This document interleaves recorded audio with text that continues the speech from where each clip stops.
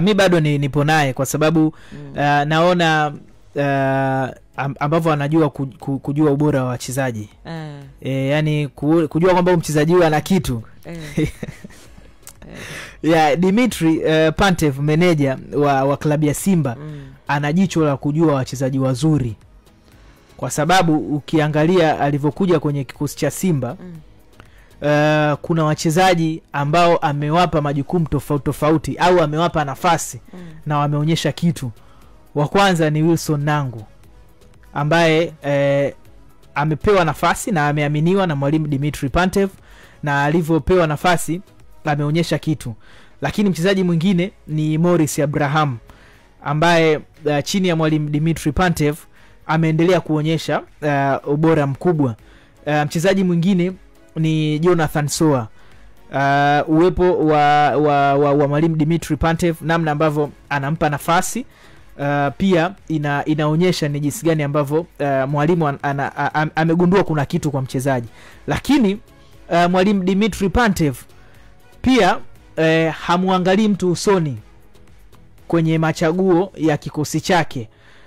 Simba msimu uliopita, wachezaji ambao walikuwa naimbwa kwamba hawa ndio mastaa wa klabu, bila hawa Simba haiendi, amekuwa kuwaweka benchi sio shida kwa upande wake. Angalia namna ambavyo Jean Charles Ahoua anamweka benchi, sawa, lakini angalia Eli Mpanzo amekuwa akimweka benchi pia, na amekuwa akitoa nafasi kwa wachezaji wengine na wana perform. Kwa hiyo hii pia inatakiwa kuwa ni wake up call kwa Eli Mpanzo, ambaye msimu huu kiwango chake kimedrop. Lakini pia Jean Charles Ahoua, ambaye tangu msimu uliopita anaonekana yeye anakuwa bora zaidi kwenye mipira ya kutengwa, na msimu huu tayari kashafanya hivyo, kashatoa assist ya mpira wa kutengwa.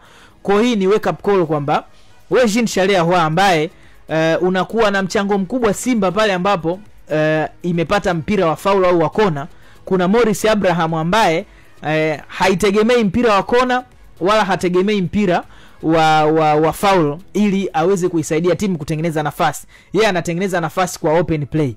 Kwa hiki ambacho anakifanya mwalimu, nadhani tumpe muda aendelee kusuka kikosi chake na aendelee kutengeneza partnership. Naamini hata partnership ya Rashin pamoja na Rashin Derrick pamoja na Wilson Nangu inaweza kaja kuwa partnership bora sana hapo baadaye, na hasa kwenye ule mfumo wa wao wanavocheza wakiwa wawili, wakiongezewa na kiungo mkabaji mmoja ambaye anakuja kuunda back 3, alafu Shomari Kapombe pamoja na Anthony Mligo wanasogea mbele kwenda kutengeneza nafasi.